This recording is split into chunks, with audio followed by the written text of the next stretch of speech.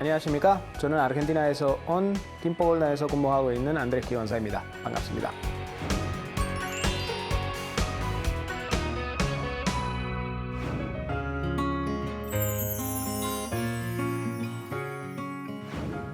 아르헨티나가 고향이세요? 맞습니다. 아르헨티나에서 옛날에 제가 어렸을 때 오락실 한 번씩 가지 않습니까? 그러면 오락실에서 그때쯤에 이제 한국에서 펌프라는 게임 수입이 됐어요. 그래서 그 펌프에서 이제 나오는 노래가 이게 한국 노래들 있잖아요. 그런 음악들 듣고 제리 필터라는 가수가 마음에 들어가지고 그래서 그 가사들 번역하기 위해서 한국어 조금씩 이제 공부하기 시작했습니다. 그래서 한국어 공부하면서 이제 저의 첫 인연 시작한 거예요, 한국에.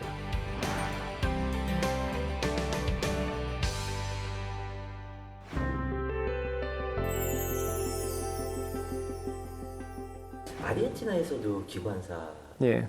하신 거예요? 2007년쯤에서 2010년 정도까지 했습니다. 그때 우리나라에서는 여기랑 이제 많이 다른 게 이제 우리가 기관차 안에 타고 있으니까 승객들 얼굴도 볼 일이 없습니다. 그리고 뭐 안내 방송이라든지 이런 거 하나도 없고 우리가 심지어 마이크도 없습니다, 열차에서는. 그래서 이제 일이 좀 많이 다릅니다. 왜 조선공학을 선택하신 거예요? 제가 학과가 선택했을 때 아르헨티나에 있었는데 아르헨티나에서는 철도공학이 없었어요. 근데 옛날에 철도 차량들이라든지 이런 거는 조선소에서 만들어졌어요. 옛날에 중공업 개념이어가지고 그래서 조선공학 선택하게 됐고 그리고 그거 공부하다가 한국에 왔기 때문에 똑같은 학과로 이제 편입한 거죠.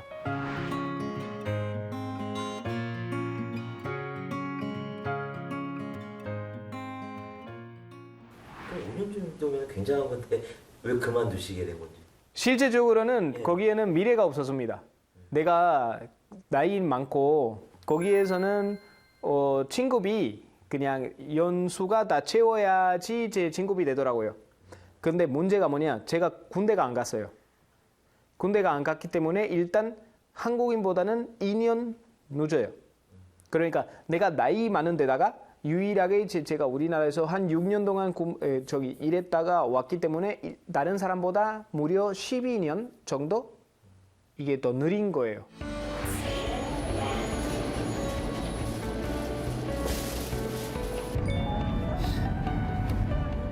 기관사 되는 과정에서는 봐야 되는 시험들 많습니다.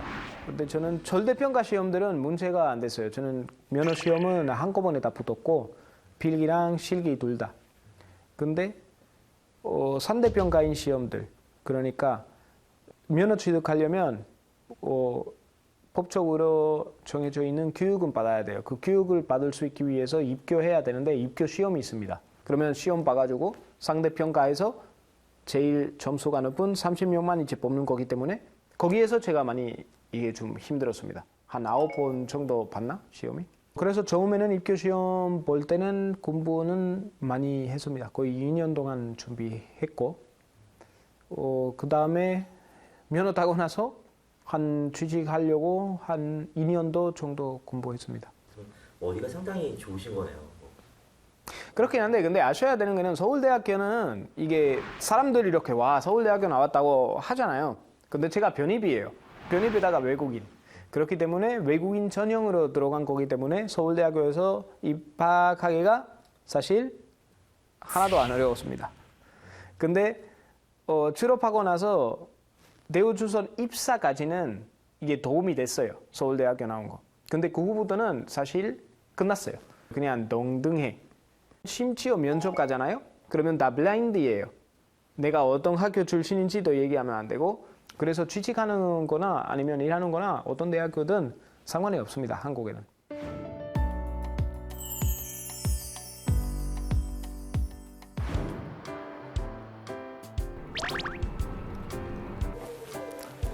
안녕하십니까. 좋은 아침입니다. 음주 측정하겠습니다.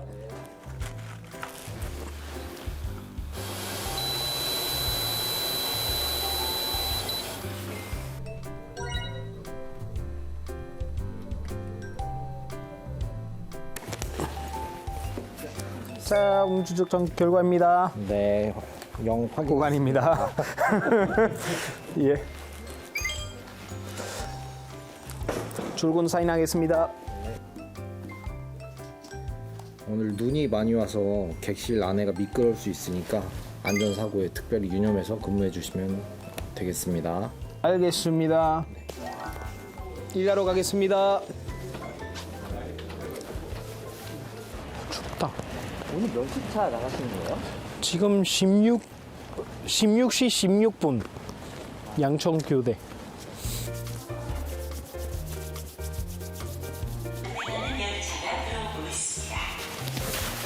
This station is the last stop of this train.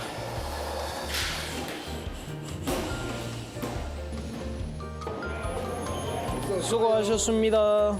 어제도 그랬는데 오늘 그도 안 해? 그러게요. 수고. 예.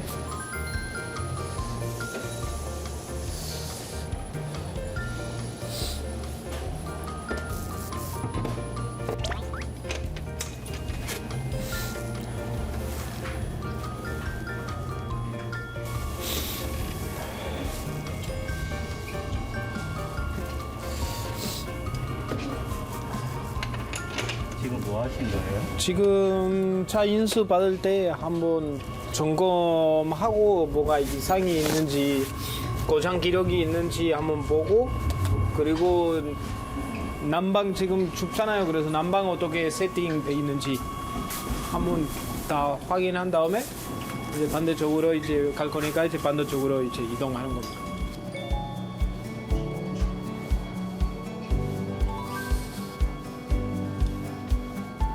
차가 운전하는 방식이 달라가지고 예를 들어서 뭐 여기 운전대 보면 이거 주간체 거기거든요. 그러면 다른 노선은 예를 들어서 뭐 서울교통공사 5678 호선 거기에서는 이게 출발 버튼이 있어요. 출발 버튼. 이거 누르면 차가 알아서 출발하고 다음 역까지 이동하고 써요. 근데 이 차는 완전 무인 모드로 바꾸면 그러면 요거도 안 눌러도 출발하면 돼요. 그냥 이게 뭐 이게 모드가 이제 여러 가지가 있으니까 요거는 지금 자동으로 이제 다 움직이게 돼 있어요.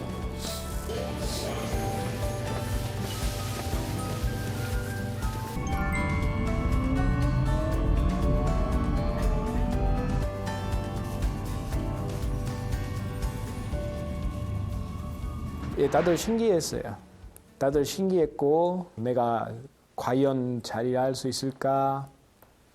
일 잘 못할까? 근데 저는 일은 잘합니다. 저는 다문화 나라에서 온 사람이다 보니까 국가 공무원이라든지 이런 분들 우리나라에서 동양인도 있습니다. 그렇기 때문에 사실 저는 뭐 한국에서는 이런 사례가 없었다는 거는 뭐 어느 정도 저도 이제 사회적으로 뭐 구조들이라든지 이런 것들 볼 때 없었을 거라고 예상은 했지만 한국 사람들은 그게 그렇게 신기하다고 생각하는 거는 저도 신기했습니다. 어떻게 보면.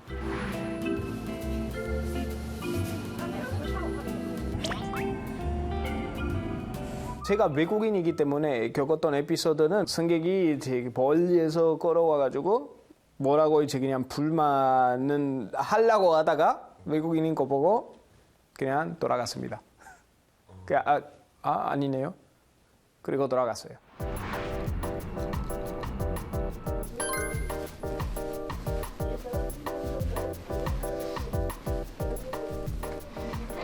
여기는 우리 휴게실인데 자, 이 열차 따러 갈 시간 같이 이제 기다리면서 여기 와서 같이 이렇게 커피 한 잔 마시면서 뭐 대화도 할 수도 있고 이제 다른 사람들도 만날 기회가 있는 우리가 같이 근무하지만 다 일정 다르고 그러니까 얼굴도 못 봐요. 이제 여기 안 오면.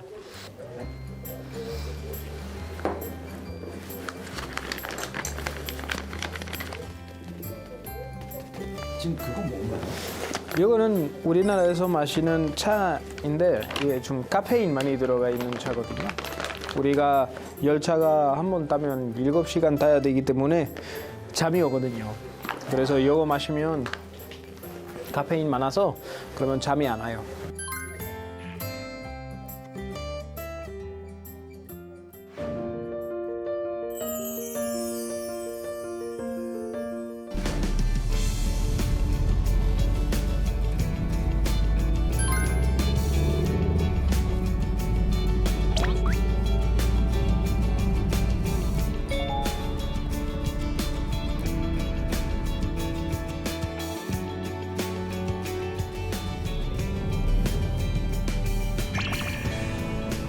왜 수동을 고집하세요?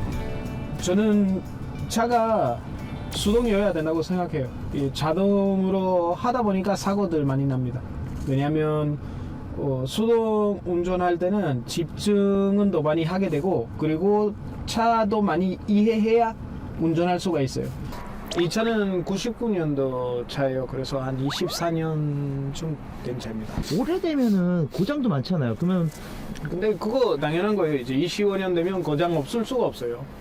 그렇다고 이제 뭐 차가 못 쓰거나 뭐 그러지는 않으니까 그냥 고장 나면 수리하고 계속 쓰면 돼요. 기계 같은 거 잘 만져요? 예. 몇만 타셨어요, 저 차는? 제가 딴 거는 10만. 근데 원래 차는 17만이었으니까 지금 27만 정도 돼요. 수리비가 많이 나왔겠네요, 지금까지. 수리비가 많이 낮지는 않아요. 오히려 요즘 차들은 수리비가 많이 드는데 근데 옛날 차들은 부품들 좀 싸요. 제가 비행기 조종사 되고 싶었습니다. 근데 가족이 현병이 안 돼갖고 그냥 옵션비? 네, 옵션비였습니다. 지금 조종사 하려면 그때는 시력이 되게 우수했어야 돼요. 근데 저는 시력이 교정으로만 이제 1.0 정도 되는데 교정 안 할 때 한 0.7 정도밖에 안 되기 때문에 일단 신체 조건들은 안 됐어요. 그리고 실제적으로는 그때는 아직 조종사 되려면 돈이 많이 들었습니다. 지금 기관사 하시는 게 적성이 잘 맞아요? 네, 원래 잘 맞았어요, 옛날부터도. 나 항상 얘기한 거는 있어요. 기관차 앞에서 앉아가지고 거기에서 첫 번째 날은 출발할 때 그 엔진 소리랑 그 다음에 1단에서 2단으로 넘어갈 때 엔진 소리가 RPM 올라가니까 이게 소리가 특수하게 납니다. 그러면 출발하면서 그 소리가 잊을 수가 없어요.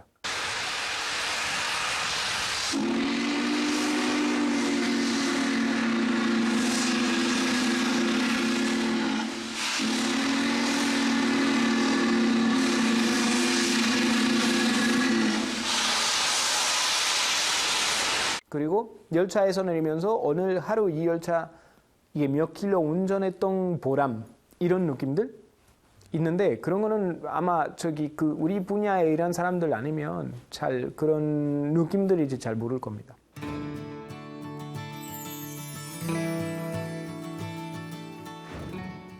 특히 요즘 이제 지하철에서 일하면서 좀 느끼기에는 좀 사람들 좀 열심히 살면서 이제 좀 많이 힘들게 사는 것 같긴 합니다.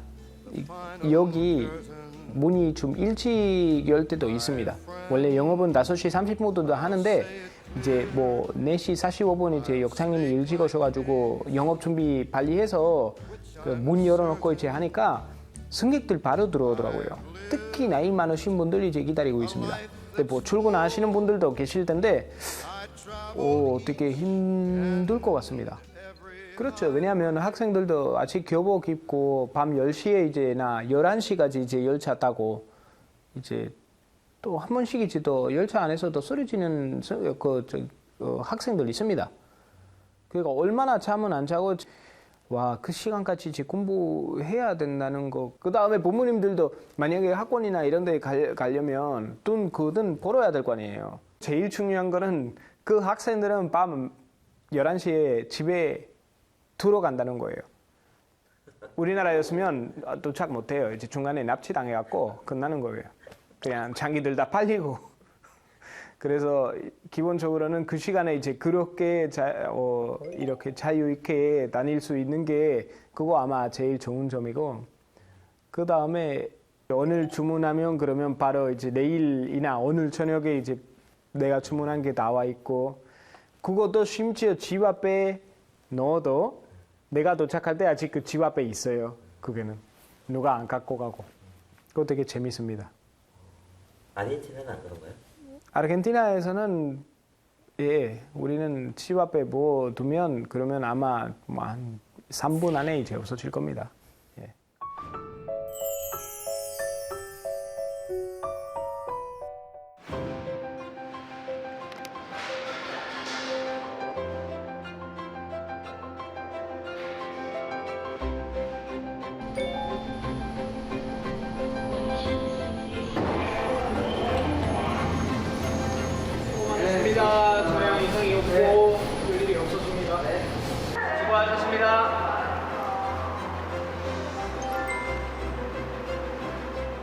이 분야에서 계속 일하고 싶고 새로 개통되는 노선들 준비하는 데 이제 도움될 수 있는 사람 됐으면 좋겠어요. 그럼 지금 목표에 어느 정도 지점까지 와 있다고 생각하세요? 지금 얘기하신 거예요? 20% 정도까지 와온 것 같아 지금. 내가 예를 들어서 이게 100이라면 나는 보통 뭐 50% 정도는 해내요. 100까지는 못 가요. 그러면 뭘 해야 되냐면 이 목표가 2배로 올리면 돼요. 그러면 이 목표에서 2배 올린 목표에서 50%만 해도 원래 생각하고 있었던 그거에 대한 100% 되는 거예요. 그렇기 때문에 그런 생각으로 하면 그러면 저도 시작했을 때 기관사 되고 싶었다. 그러면 그거는 더 2배를 이제 높여야 돼요, 지금. 그래야 내가 그게 거기에서도 조금 더 이룰 수가 있는 거죠.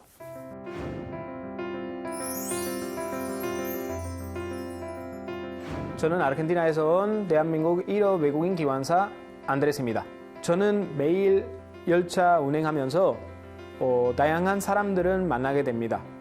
새벽에는 나이 많으신 분들이 직장으로 일하러 가는 모습을 보기도 하고 아침에는 젊은 직장인 분들은 무거운 어깨로 출근하는 모습을 보기도 하고 때론 무거운 책가방을 둔 학생들도 보기도 합니다. 그런 모습을 보면서 인생은 참 누구에게나 쉬운 게 아니라 항상 느낍니다. 저의 인생도 역시 도전과 실패 그리고 가끔 성공의 연속이었습니다. 참 쉬운 일이 없어요. 그래도 제가 한국 땅에 어느 날에 갑자기 와서 새로운 나라에서 정착하고 도전했습니다. 그 과정에서 알게 된 게 있습니다. 꿈을 꾸고 그 꿈을 향해서 열심히 하다 보면 희망이 있구나 라는 것입니다. 인생이 쉽지 않다는 것은 전 세계적으로 똑같다고 생각합니다. 누구나 힘들지만 그래도 꿈을 향해서 열심히 산다면 저에게도 여러분에게도 언젠가 지금보다 더 좋은 일들은 생길 거라고 저는 믿습니다. 우리 모두 힘내요. 화이팅!